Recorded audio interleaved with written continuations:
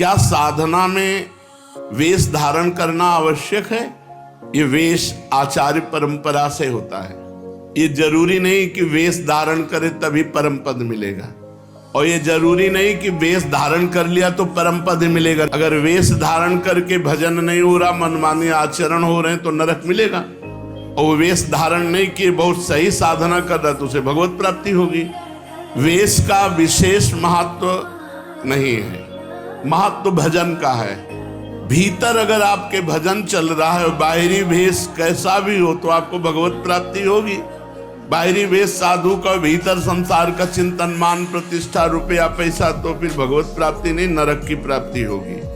वेश आचार्य परंपरा से है। अगर वेश है और उद्देश्य है तो सोने पे सुगंध है, फिर क्या कहना है। मम भक्ति युक्तो भुवनम पुना, तो तीनों लोगों को पावन करने वाला है। लेकिन केवल वेश है, उद्देश्य भगवत प्राप्ति नहीं, भजन नहीं, इधर उधर भंडारा खाते डोलना, रुपया पैसा समेटना, मान प्रतिष्ठा, ये लोक व्यवहार, हंसी मजाक, तो संसारिक जीवन व्यतीत करने से कोई वेश थोड़ी भगवत प्राप्ति करा देगा। इसलिए वेश का विशेष महत्व नहीं है, भजन का विशेष महत्व है, उद्देश्य का विशेष महत्व है। वेश रखकर तो विशेष सावधान रहना चाहिए कि भगवान ने इतनी कृपा की, मुझे विरक्त वेश दे दिया, अब मेरे से गलती न हो, अब मैं भगवत प्राप्ति इसी जन्म में कर लूं। सोते हुए जब कैसे होता है? जब कहा जाता है 24 घंटे जप करो, तो सोने में तो 6 घंटे जाते हैं, तो 6 घंटे तो जप नहीं होता। नहीं, जब हम निद्रा में जा रहे हों और भजन करते हुए सो गए, तो हमारा जितना सोने में समय जाएगा वो सब भजन माना जाएगा। जैसे मरते समय नाम ले लिया तो पूरे जीवन क्या किया ये परिणाम नहीं देखा जाएगा, आपको भगवत प्राप्ति होगी। ऐसे सोते समय नाम जप करते हुए सो गए तो 6 घंटे, 7 घंटे, 5 घंटे, 4 घंटे जो सोए वो भजन का फल मिलेगा। इसलिए सोते समय बहुत होश में होना चाहिए, सब बातें हटा करके नाम में एकदम डूबते हुए फिर नींद में चले गए। तो निद्रा समाधि स्थिति, जो सोना है वो भी आपका समाधि भजन माना जाएगा, क्योंकि निद्रा में वृत्ति लीन होने के पहले आप नाम जप कर रहे थे, तो नाम जप में ही लीन माना जाएगा, निद्रा में नहीं माना जाएगा। निद्रा के ठीक पूर्व एक क्षण पहले तक नाम जप चल रहा है और फिर सो जाइए, तो आप देखिए जगते समय वही नाम जब चलता मिलेगा, तो बीच में आपका भजन ही माना जाएगा। ऐसे 24 घंटे भजन माना जाएगा। प्रश्न कर रहे हैं, भजन करने के लिए क्या घर छोड़ना आवश्यक है? कि भाई अब भजन करना है तो घर द्वार छोड़ दे। हमें लगता है कि अगर भजन का अभ्यास नहीं तो बाहर ज्यादा माया जाल है, बाहर ज्यादा माया जाल है, घर की अपेक्षा बाहर ज्यादा भ्रष्ट होने के चांस है।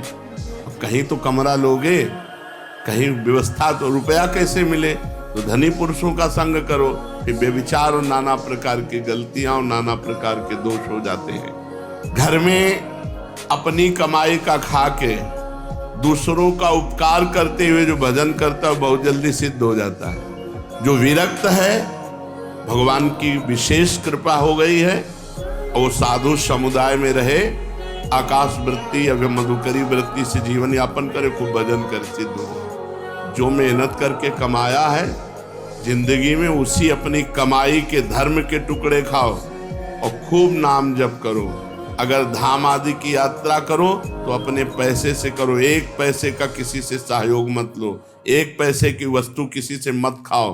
गृहस्थ धर्म में ऐसे, और विरक्त धर्म में माधुकरी वृत्ति या आकाश वृत्ति से जो भगवान देते हैं, और समुदाय में रहे, क्योंकि अलग रहने पर मनमानी आचरणों के होने की संभावना है, और समुदाय में एक दूसरे की सुरक्षा बनी रहती है। घर में भगवान का नाम लेने से, भगवान में मन लगाने से ज्यादा अच्छा है। हाँ, जो जीवन भर भजन करता रहा है और उसने देखा हमारे कर्तव्य का कार्य पूरा, बच्चों का ब्याह हो गया, संसार, ए भाई राधे श्याम, और चला, वो बात अलग है, वो बात अलग है। वो शास्त्र आज्ञा करता चौथेपन में विरक्त होकर के विरक्तों के बीच में रहकर भजन करे। अपने कर्तव्य का पालन हो गया, अब हम भगवान के भजन में चले। कहते हैं कि जो भजन नहीं करता वो आत्महत्यारा है, जो भजन नहीं करता वो आत्महंता है, आत्महत्यारा है। ऐसा क्यों कहा गया?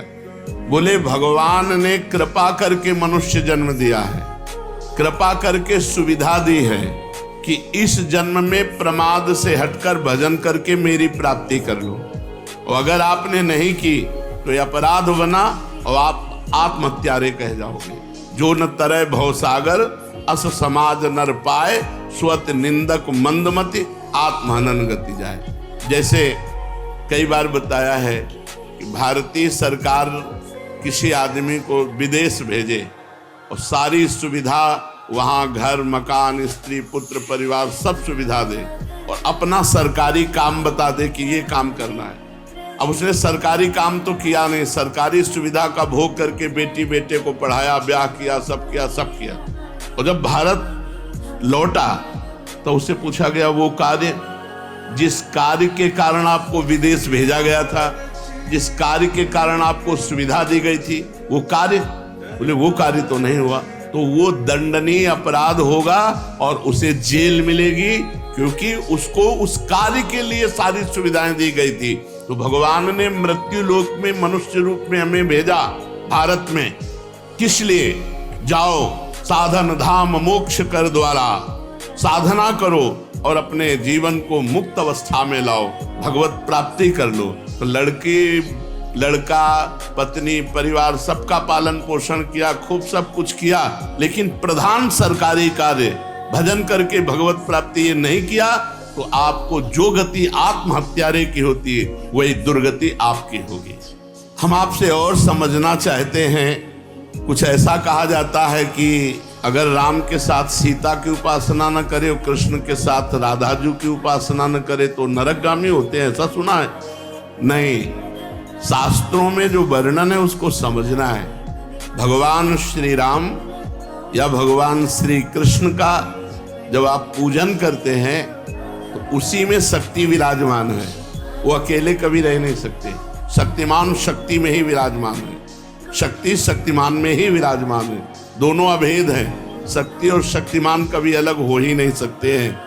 इसीलिए भगवान शिव ने अर्धनारीश्वर करके दिखाया, इसीलिए हमारे प्रिया प्रीतम मिलित रूप दिखाए। रूप बेल प्यारी बनी सुप्रीतम प्रेम तमाल, दो मन मिली एक भय श्री राधा वल्लभ लाल। दोनों प्रिया प्रीतम मिलित रूप हैं। यदि राम कृष्ण के उपासकों को नरक जाना पड़े तब तो धोखा ही धोखा हो गया। ऐसा जो कोई वर्णन कर तब तो धोखा ही हो गया। विवेक पूर्वक यहाँ उपासना करने की भावना है कि जब हम राम जी का उपासन कर रहे हैं तो उसमें सिया जी भी विराजमान है, जब कृष्ण जी की उपासना कर रहे हैं तो उनमें राधाजू भी विराजमान है। वस्तुतः एक की हो ही नहीं सकती, क्योंकि अकेले कभी रहते ही नहीं। शक्तिमान में तो शक्ति विराजमान है, तभी तो, बिना शक्ति के कुछ है ही नहीं। तो जब हम राम जी की पूजा कर रहे हैं तो उनकी शक्ति की भी पूजा हो रही, सिया जी साथ है। जब श्याम जी की पूजा कर रहे हैं तो राधाजू साथ है। तो शक्तिमान को छोड़कर शक्ति की अलग उपासना कर ही नहीं सकता कोई। दोनों पृथक हैं ही नहीं, दोनों पृथक दिखते हुए भी अभिन्न हैं। जैसे श्री हरिवंश सुरीत सुनाऊं, श्यामा श्याम एक संगाऊं, छिन कबौ न अंतर हुई, प्राण सु एक देह है दोई। प्राण सु एक देह है दोई, देह दो है और प्राण एक है, मन एक है, रुचि एक है, स्वभाव एक है, वैसे एक है। जो मनुष्य इनको भिन्न भिन्न मानकर पूजा करता है उसको मान सकता है, जो अंतराय रखता है। लेकिन भगवान की पूजा करने वाला कभी नरक कैसे जा सकता है? एक बात आपसे पूछते हैं कि भजन जब अनुकूल परिस्थिति होती है खूब होता है, और जब प्रतिकूल परिस्थिति आ जाती तो भजन नहीं होता है। बड़ी समस्या है। भजन अमुक परिस्थिति में होता है, वो भजन ही क्या। भजन का अभ्यास परिस्थिति से नहीं, परिस्थिति से ऊपर उठ के हर परिस्थिति में भजन। बड़ी कृपा रही, भूखे रहकर भजन, खा के भजन, सर्दी में भजन, ओढ़ के भजन, गर्मी में भजन, एसी में भजन, हर परिस्थिति में भजन हमारा होना चाहिए। ये देख लो, आहा राधा राधा राधा। और जब गर्मी पड़ रही, ओह बड़ी गर्मी है, ऐसा नहीं। गर्मी है तो राधा राधा, और एसी है तो राधा राधा, भूखे हैं तो राधा राधा, छके हैं तो राधा राधा। वो भजन ही क्या जो परिस्थिति में हो, अनुकूल परिस्थिति मिली भजन हो गए, और भूखे हैं तो भोजन का चिंतन हो रहा है, नहीं ये अपने को कसना चाहिए। एक आध दिन भूखे रखकर भजन में करना चाहिए कि देखें हमारा भूख में भजन होता है कि नहीं। पंखा बंद कर देना चाहिए अपने कमरे का, 2-4 घंटे टेस्ट लेना चाहिए शरीर का कि गर्मी में ऐसे ताप में हम कैसे रह सकते हैं। कई वर्षों इनका आनंद लिया गया है, तो वर्षों हितधाम की छोटी कुटिया तक असुविधा ही असुविधा जीवन में रही है। ये तो अभी चंद दिनों की सुविधा है। प्रत्येक परिस्थिति में भजन स्मरण, चाहे प्रतिकूल परिस्थिति हो चाहे अनुकूल परिस्थिति हो, भजन नहीं छूटना चाहिए। जब तुम ऐसा नियम लेकर दृढ़ता पूर्वक भजन करोगे तो फिर प्रतिकूल परिस्थिति में भजन होने लगेगा। अखंड भजन उसी को कहलाता है, वही कर सकता है जो हर परिस्थिति में भजन करता है। साधक के जीवन में कभी कभी दुर्भाग्य का भी अवसर आता है, वो बहुत अपने को हे समझने लगता है। जब जगत उसका अपमान करे, संसार उसकी निंदा करे, कोई उसको पूछे ना, तो उसे प्रसन्न होना चाहिए कि अब भगवान के मिलन की बात आ रही है। सम्मान, अनुकूलता, सुख ये भगवान से अलग करते हैं। अपमान, प्रतिकूलता, दुख ये भगवान के सम्मुख करते हैं। जब अपमान होने लगे, निंदा होने लगे, कोई पूछे ना, तो जय जय, कितना आनंद, सीधे भगवान से चित्त लगाओ, सीधे भगवान के चिंतन में डूबो।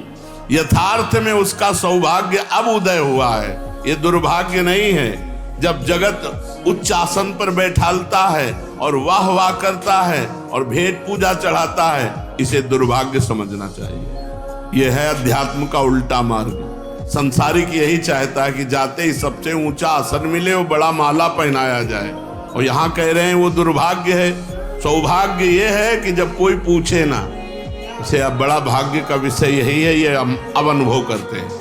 ये सौभाग्य ना मानो कि वाह वाह और बड़ी यश कीर्ति, दुर्भाग्य को यहाँ सौभाग्य माना जाता है। जब कोई पूछे ना, कोई अपमान करे, तिरस्कार करे, ये बड़ा सौभाग्य। माला पहनाया जाए, और यहाँ कह रहे हैं वो दुर्भाग्य है। सौभाग्य ये है कि जब कोई पूछे ना, उसे अब बड़ा भाग्य का विषय यही है, ये अब अनुभव करते हैं। ये सौभाग्य ना मानो कि वाह वाह और बड़ी यश कीर्ति, दुर्भाग्य को यहाँ सौभाग्य माना जाता है। जब कोई पूछे ना, कोई अपमान करे, तिरस्कार करे, ये बड़ा सौभाग्य।